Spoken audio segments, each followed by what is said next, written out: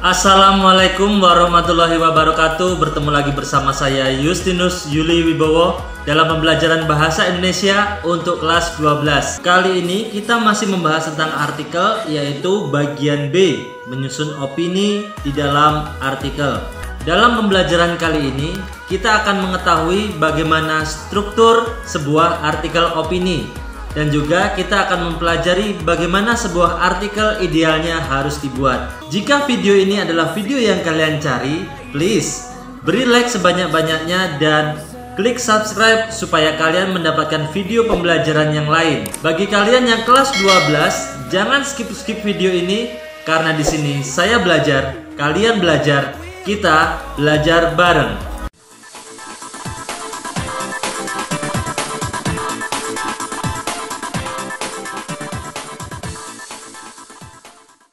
Kita akan memulai pembelajarannya.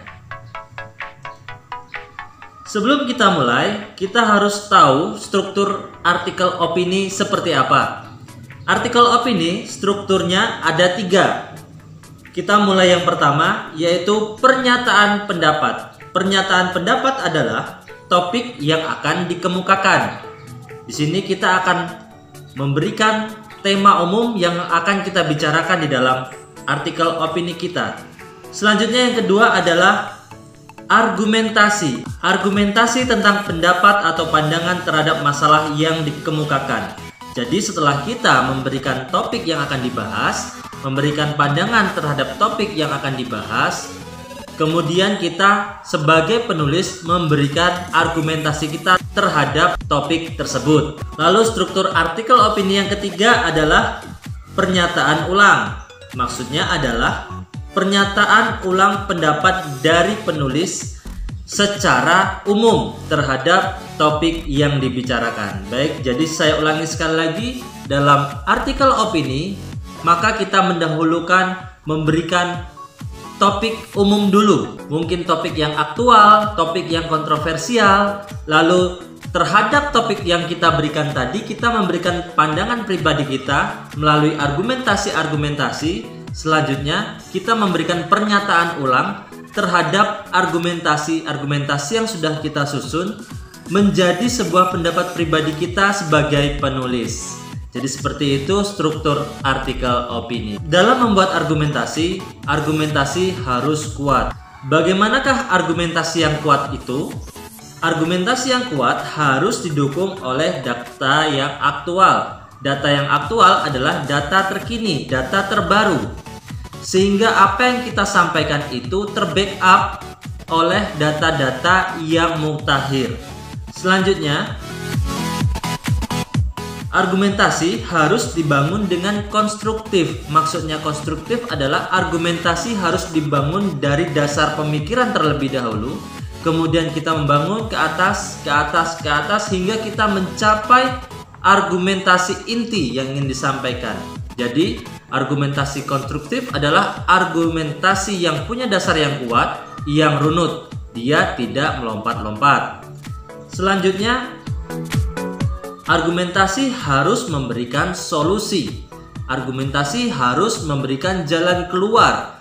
Jika kita memberikan topik yang menjadi perbincangan orang banyak, mungkin di sana ada masalah. Kemudian kita memberikan argumentasi atau juga kita memberikan opini, kita memberikan kritik dalam argumentasi itu, tapi tidak hanya sekedar mengkritik, kita juga harus memberikan solusi jalan keluar sehingga apa yang menjadi opini kita itu berguna bagi mereka yang membaca ataupun mereka yang kita maksud. Artikel opini yang ideal, dia harus dapat menggunakan bahasa yang baik. Bagaimana caranya?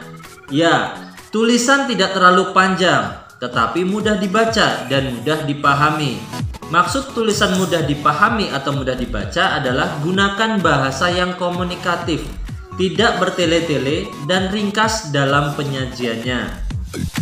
Lalu, gunakan kalimat yang efektif, efisien, dan mudah dimengerti. Maksudnya, jika menggunakan istilah asing, buatlah padanan kata dalam bahasa Indonesia.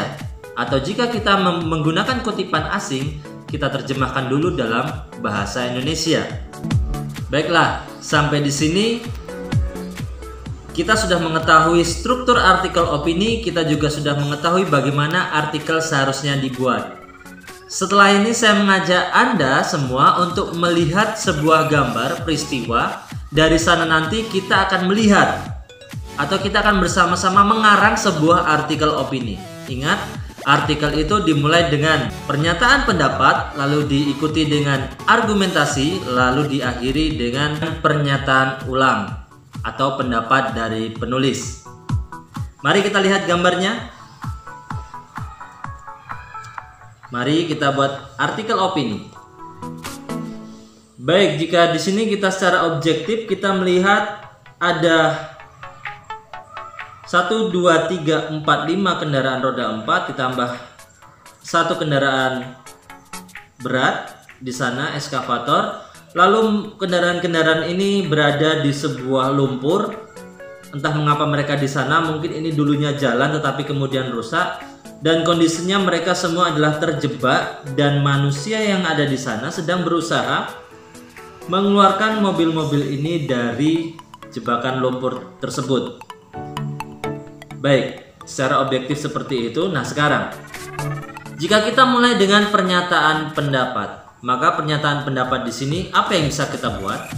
Kita bisa memulai dengan mengatakan bahwa rusaknya sarana transportasi di daerah pedalaman. Lalu kita bisa kembangkan dengan berbagai macam cara pengembangan paragraf, bisa sebab akibat, bisa dengan cara deduktif ataupun induktif dan sebagainya. Misal, pembangunan belum merata di seluruh kawasan negeri ini. Salah satunya adalah sarana transportasi, terutama jalan. Jalan-jalan yang belum tersentuh oleh pembangunan biasanya berada di daerah-daerah terpencil. Walau daerah terpencil, sebenarnya daerah itu juga memerlukan aliran logistik. Sehingga jalan yang rusak parah pun dengan nekat terpaksa harus ditembus. Banyak jalan-jalan rusak di daerah terpencil yang umumnya rusak karena cuaca ataupun rusak karena tidak adanya perawatan. Oke, itu tadi adalah contoh pernyataan pendapat. Kemudian kita menyampaikan argumentasi. Nah, di sini saya tidak mempunyai data yang aktual untuk mengungkapkan argumentasi karena modal saya hanyalah gambar.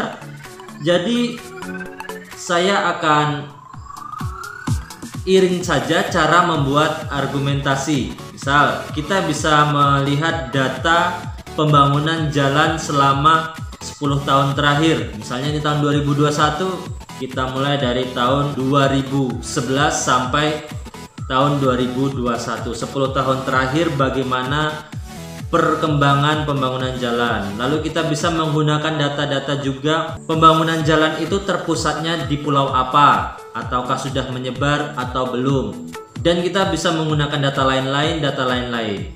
Sehingga argumentasi kita terhadap pernyataan pendapat awal tadi bahwa pembangunan jalan belum merata hingga daerah pelosok itu menjadi lebih kuat. Selanjutnya setelah argumentasi, kita bisa langsung masuk ke pernyataan ulang pendapat kita atau kita memberikan opini kita di sana. Bisa saran, bisa kritik, bisa solusi harus ya, dan juga bisa harapan-harapan. Misalnya kalau bentuknya adalah solusi, maka penulis bisa mengatakan bahwa hendaknya pemerintah menganggarkan anggaran APBN di tahun berikutnya untuk lebih fokus ke sarana transportasi umumnya jalan ke daerah-daerah terpencil. Itu kalau solusi. Kalau opininya adalah opini kritik, bisa seperti ini. Dalam pembangunan infrastruktur jalan tidak hanya menjadi tanggung jawab pemerintah pusat, tetapi juga merupakan tanggung jawab dari pemerintah daerah, karena masyarakat di sana adalah masyarakat terutama daerah-daerah itu sendiri. Lalu misalnya opininya adalah harapan. Penulis berharap 10 tahun mendatang tidak ada lagi jalan-jalan di perbatasan yang rusak seperti ini. Kita semua pasti punya mimpi bahwa Indonesia memiliki infrastruktur jalan yang baik dan memadai yang sama kualitasnya, baik itu di tengah kota maupun itu berada di pelosok daerah. Nah, itu tadi adalah contoh bagaimana kita membangun sebuah artikel opini. Baik, seperti itu saja pelajaran kita kali ini. Semoga ini bisa membantu kalian dalam belajar. Sampai jumpa dalam pelajaran yang selanjutnya, yaitu pada bagian C ya. Ini harusnya C, kebahasaan artikel. Ciri bahasa apa yang digunakan yang sering muncul dalam penulisan sebuah artikel. Baik, terima kasih. Sampai di sini saya Justinus Yulibowo. Wassalamualaikum warahmatullahi wabarakatuh.